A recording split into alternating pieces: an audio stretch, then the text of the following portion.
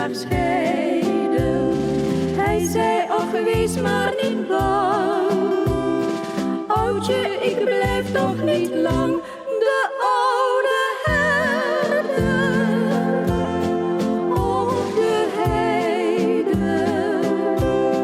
zou zo graag weer zwerven gaan. Want in de verte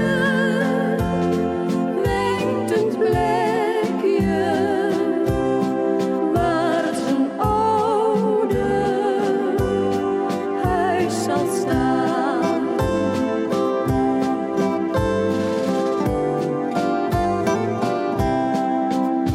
Hij heeft zich niet bezonnen en is zijn reis begonnen.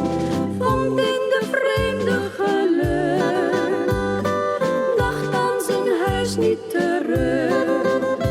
Toch zou het zo niet blijven, wie kon zijn smart beschrijven? Want als zijn voorspoed verdween en hij bleef arm en alleen, de oude herder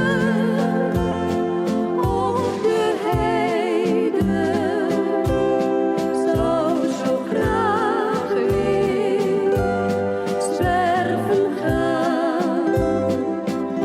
Want in de verte wenkt een plekje waar zijn oude huis zal staan.